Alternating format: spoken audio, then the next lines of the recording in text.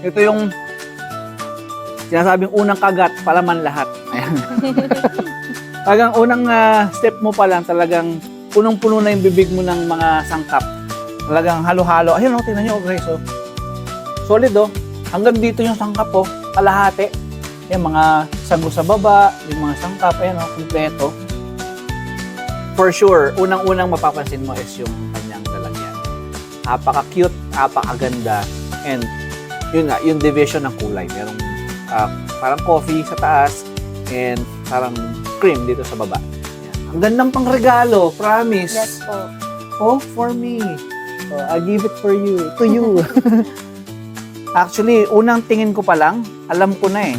Kasi yung kanyang itsura, ayan, no? So sibuyas, yung pork, and yung liver ng manok.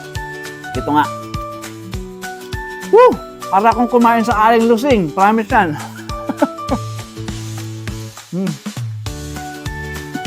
Sisig Kapampangan. Wala akong masabi. Alam ng dilang Kapampangan yung lasa ng ng authentic Kapampangan sisig.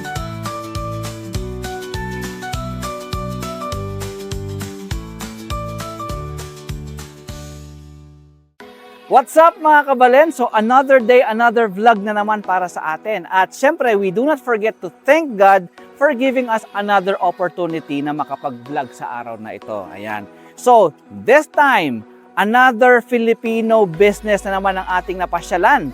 Isa sa mga famous franchise ng bubble tea sa buong Taiwan and Philippines. Walang iba, kundi ang Macau Imperial Tea. Ayan. At mga kabalen, ang owner ng establishment na ito ay isang Kapampangan. Kaya naman excited akong makilala siya at mapakilala siya sa inyo. Kaya samahan niyo ako, pasok tayo at tignan natin sa loob. Let's go!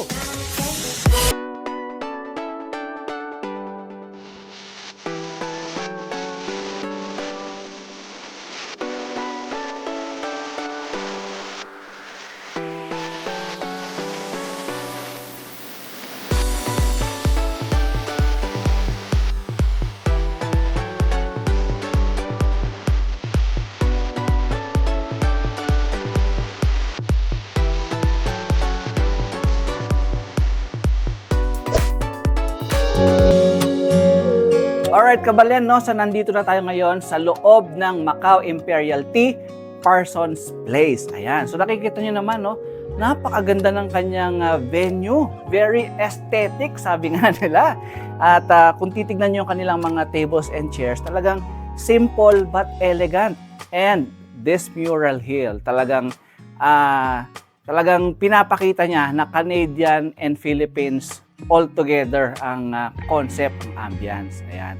So samahan niyo ako, tikman natin ang kanilang mga food at mga bubble tea nila or boba tea. So they not only serve boba tea here, they also serve Filipino food. At ang isa doon ay ang kanilang pinagmamalaking Kapampangan authentic sisig.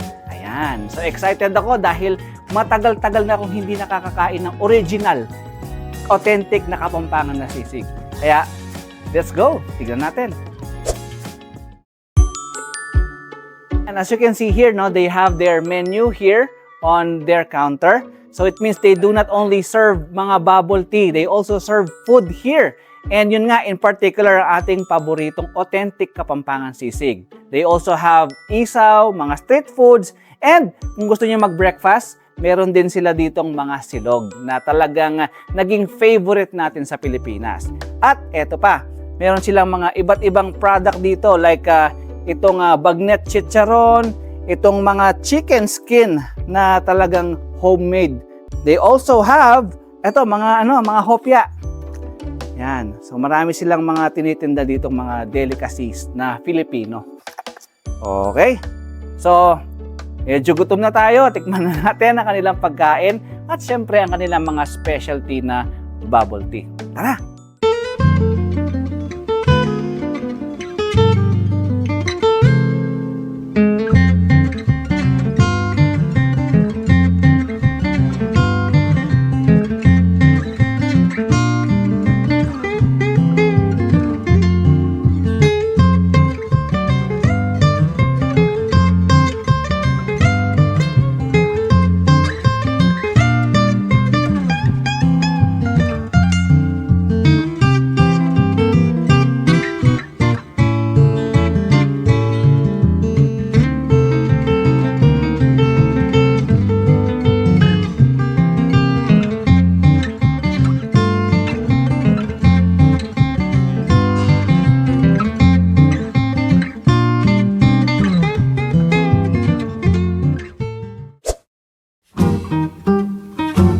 Alright, Kabalen. So, eto na, no? Moment of truth. So, taste test na tayo. Ito na yung pinakahihintay natin. At syempre, dahil Kabalen, Kapampangan, sisig ang unahin natin. Eto na. So, actually, unang tingin ko pa lang, alam ko na eh.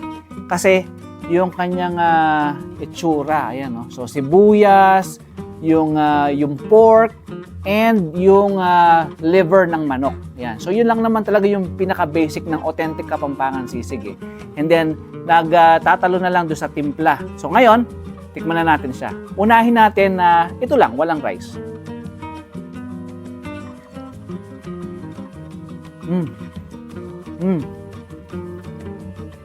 Ito nga. Woo! Para akong kumain sa aling lusing. Promise yan.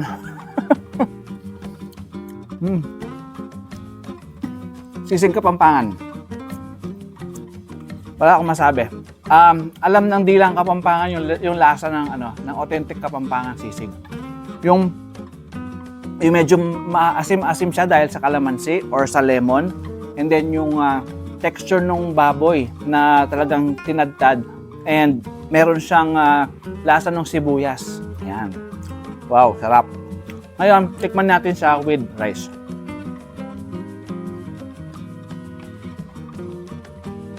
Oh. Siyempre, lagyan natin ng sausawan. Yun, no?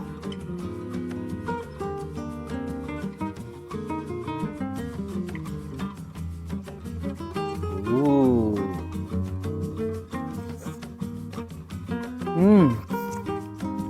Talagang ternong-terno sa kanin itong sisig na Kapampangan, no? Grabe, sarap. Ayan, so sa mga Kabalen na nandito sa Canada or mga Filipino, gusto nyo makatikim ng authentic na Kapampangan na sisig, dito nyo yun. I've been to other restaurants na rin dito, pero wala akong nakitang Kapampangan authentic na sisig. Kasi usually merong mayonnaise, merong itlog, which is no longer authentic. Ayan. Dito lang talaga.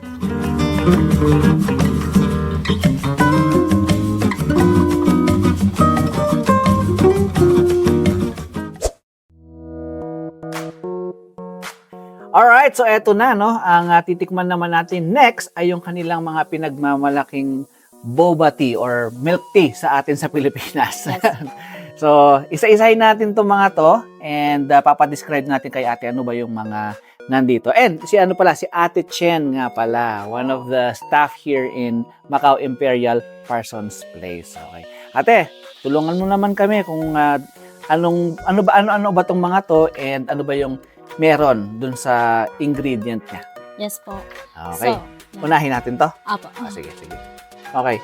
So, describe natin, ano ba ito, Ate Chen? Ito po yung Macau Imperial Tea, halo-halo po. So, ito po is nagko-consist po siya ng meron po tayong black pearls, may sago, tapos jellies po, different kinds of jellies. Tapos, nilalagyan din po namin siya ng shaved ice and milk tea. And then, at the top naman po is red bean and pudding. Yun. So, halo-halo version siya ng Macau Imperial. Yes. So, meron siyang tea-based, pero marami siyang palaman sa loob kasi nga, 'di ba, halo-halo, kailangan merong mga ano sa loob, mga different sangkap, ingredients. Ayan. Ano 'tong nasa taas? Pudding po, egg pudding, and egg may pudding. Red beans din po siya dyan sa Ayun. Taas. So, syempre, taste test. Masarap ba to? Yes po. Best seller po namin. Oy, okay. So, one of the best. Actually, itong mga nakikita niyo dito sa harap, ito yung mga talagang best seller nila. Yan. Okay.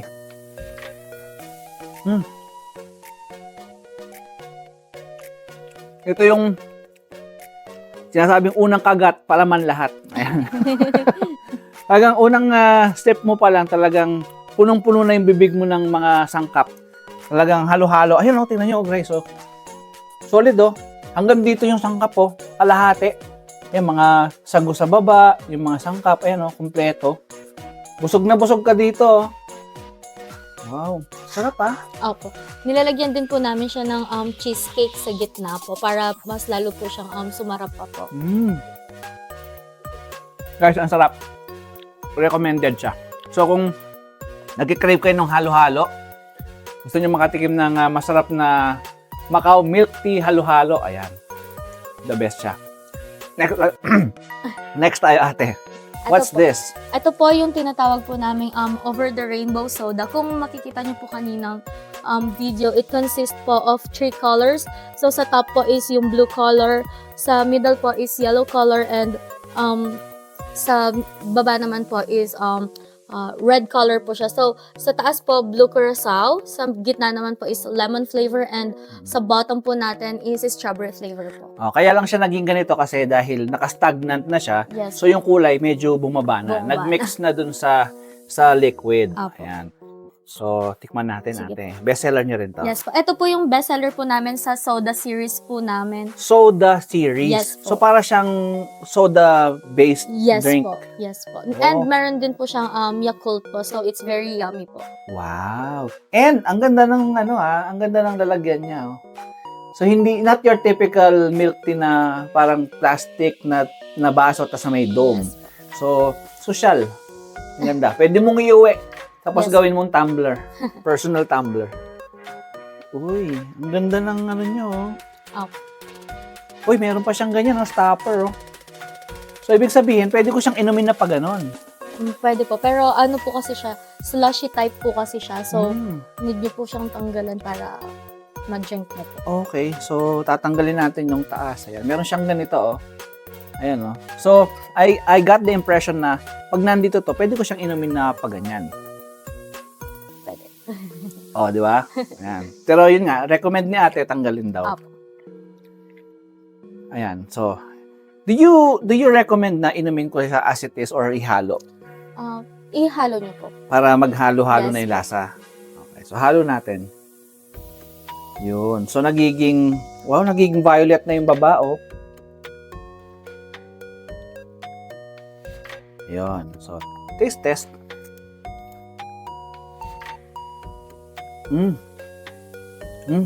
Ang sarap.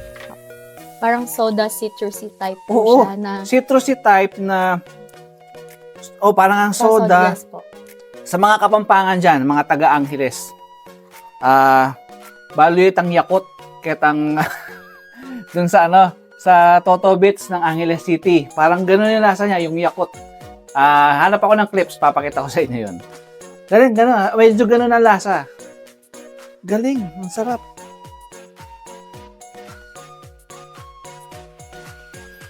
Grabe. Recommended. Bestseller nga to. Apo. Tsaka yung yung blended ice niya talagang nagpapasarap dun sa flavor ng mismong Yes. Wow, okay. Ano naman itong next ate? This one po is a Castle in the Sky. It has cream cheese po around the cup, and then it's a blue curacao plus orange bits po siya. Castle in the Sky ang Yes po. pangalan. Bakit Castle in the Sky? Parang merong kaharian sa Yeah, maybe it's because po yung cloudy yung color po niya, yes, Oo, color parang- blue and white po siya. Ayun. Yun. Siguro dahil doon po. And it has po, yung orange po namin is sinasali po namin siya kapag binablend namin siya. Oh, okay. Kaya medyo citrusy din po yan. Ganda, oh. Galing, oh. So, syempre, taste test.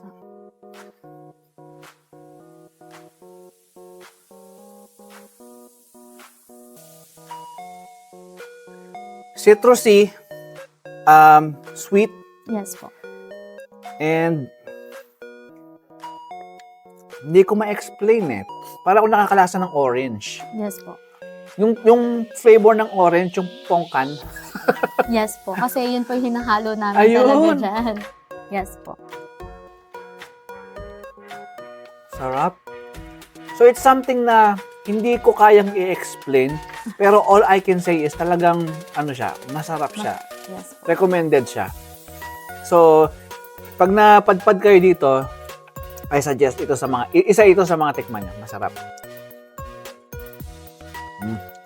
Nakakalasa pa ako ng mga yung mga bits nung orange. Yes po. Recommended po sa kanila to if ever gusto po nila ng slushy type po na drinks dito.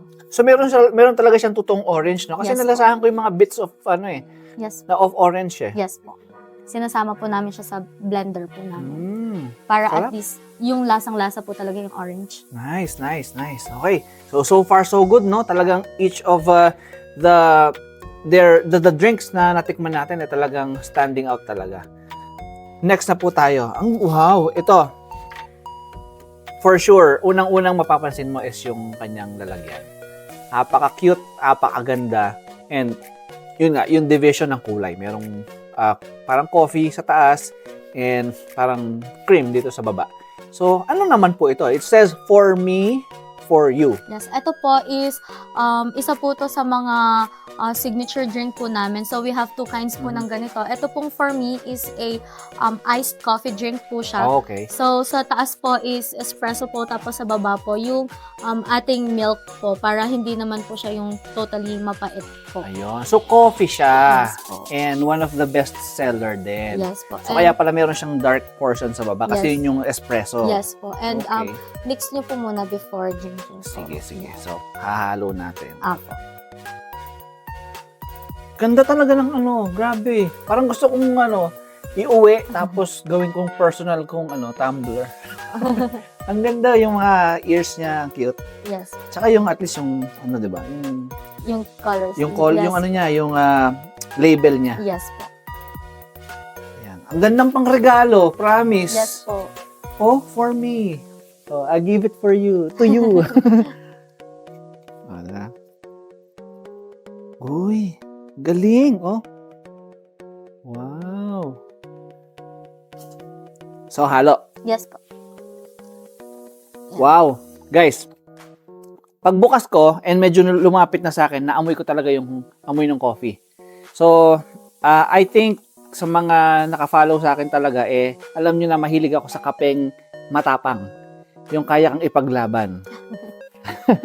Kaya, pag ito, medyo strong yung coffee, I think magugustuhan ko siya.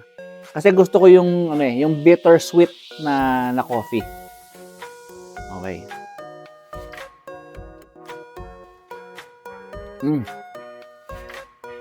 Yun, may bitter siya.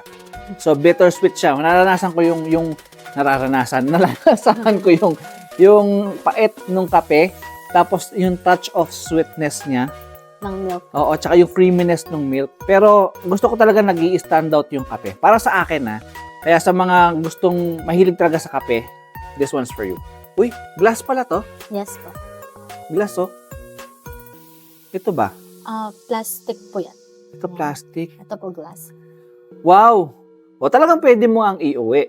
Talagang pwede mo ang gawing personal mong mug Yes po. or tumbler. Yes po. Tapos pwede din pong pang-regalo or pang-giveaway. Wow! Maubos ko yata to.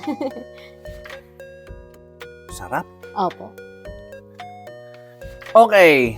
Last and but not the least, itong ating Macau Imperial, mga yogurt to, Yes. Yogurt series. Yes po, correct. Ganda na nalagyan, parang Yakult. Malaking Yakult. Malaking Yakult. Ayan. So, explain mo naman po sa atin. Ate. Ito po yung isa po sa yogurt series po namin. This one is called Strawberry Series po. And it consists po of strawberry jam around the cup po. And then, yun po, may yogurt siya and also strawberry jams. And you can really taste po yung the goodness of the strawberries po dito. So, are you saying na, halimbawa ito, di ba meron siyang orange? Yes. Ito naman merong strawberry. Yes. So, are you using real fruit dito sa ginagawa niyo? For this one po, we are just using the strawberry jams po. Pero Okay. yung iba po naming drinks po, like the mixed fruit teas po, yun po, ginagamitan po namin siya ng real strawberries po. And also yung okay. isa pong ganito, yung for you, Oo. it's a strawberry milk drink po and ginagamitan po namin siya ng real strawberries po. Ayun. So, talagang masarap siya kasi real ingredient yung ginagamit Yes po. nila. Totoong prutas. Ayan. Okay. To tell you honestly, mga kabalen, no, I'm not really a fan of yogurt. I don't know. Pero kung titikman natin to, let's say, malay mo, di ba? Opo. Magbago yung ating pananaw sa yogurt. Uy, ganda rin ng lalagyan, no? Opo. Di ba? Stir ko muna. Sige po. Ganda, oh. Ayun, oh. Oo, strawberry jam siya. So, nagpunta sila ng Baguio, bumili ng strawberry jam, tapos pinahid dito. Ayan. Galing pang Baguio. Galing pang Baguio yung strawberry jam nila. Ayan.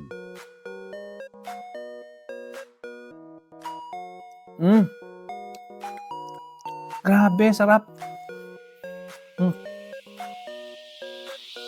Kasi, kaya ako sinabing hindi ako fan ng yogurt, pag overpowering yung ano niya, yung parang maasim na Yes po. ano, medyo yun yung nag-aano sa akin eh. Yung parang nagpipigil sa akin na magustuhan yung yogurt. Pero ito, balance. Balance yung fruity, yung yogurt taste niya, and yung sweetness ng Yes. jam. Ayun. Ang sarap. Promise. Walang eme. Wow. So, wala akong hindi nagustuhan, no? Ito, totoo, promise ito. Masarap siya from the coffee, from the fruit based drink. Itong halo-halo, actually lahat. Talagang ang best seller sila, Yes ate. po. Wow, ang sarap. So, thank you for giving me the opportunity ma-experience yung inyong mga best-selling product. Ayan. Yes po. Salamat din po sa pagpunta. Okay, so ayan mga kabalen, no? I suggest go here, taste this drinks at talagang hindi kayo mapapahiya. Okay, so ayan, no? Sir, thank you very much sa tanggap nyo sa amin dito sa inyong napakagandang establishment. So talagang nabusog thank you. kami, nag-enjoy kami, at talagang yung craveness namin or craving satisfied, sabi nga nila, lalong-lalo na yung sisig Kapampangan. Ayan. The best. So talagang hindi ako nagsisi na nakita ko tong store nyo at nakausap kita, sir. Ayan. Thank you. Ayan. So, sir, invite nyo naman po yung ating mga followers, mga viewers para po magpunta naman nila and ma-experience nila yung na-experience namin. Sige. By the way po, sa mga gusto po pumunta dito sa Macau Imperial Tea, Parsons Place, ito po yung address namin, 3444 99th Street Northwest, Edmonton, Alberta, Canada, T6E 5X5. Ayun. Meron po, may mga pagkain din po kami dito na iba't ibang street foods. Yes. And Sir Jeff, meron ba kayong mga social media na pwede nilang i-follow para po ma-update sila dun sa mga latest yung mga pinopost? Oh yes po. Meron po kami sa Facebook page, Macau Imperial Tea Parsons Place. And meron din po sa Instagram and TikTok meron TikTok. kayo? Meron din po. Yan. Basta follow nyo lang po yung Macau Imperial Tea Parsons Place. Ayun. So, sir, maraming salamat din po Thank you din po. sa opportunity na binigay mo sa kasi na-interview po natin siya. So, it will be a different content. So, doon nakwento niya yung kanyang journey dito sa Canada and very inspiring and interesting po yung kwento niya. So, talagang marami po akong natutunan doon sa kwento niya, sir. So, abangan nyo yan, mga kabalen. Abangan nyo po. Opo. MJ Ayan. Mendoza, Yes. Kabalen in Canada. Alright. Okay. So, final message po, sir, bago po tayo magpaalam. Nice po ako magpapasalamat sa inyo, lalo na po sa MJ Mendoza and Kabalen In Canada. in Canada. Yeah. Maraming salamat po sa pagtangkilik niyo po sa amin at mga supportan niyo po sa amin dito po sa Macau Imperial Tea, Parsons Place. Alright. So, sa mga nanonood po, sa mga viewers and followers po natin, maraming salamat po sa inyong pagtsatsaga. At talagang hanggang dito nakasunod kayo sa aking mga contents. Maraming salamat po. So, once again, mga kabalen, this is MJ Mendoza and you are watching Kabalen in Canada. Goodbye! Bye!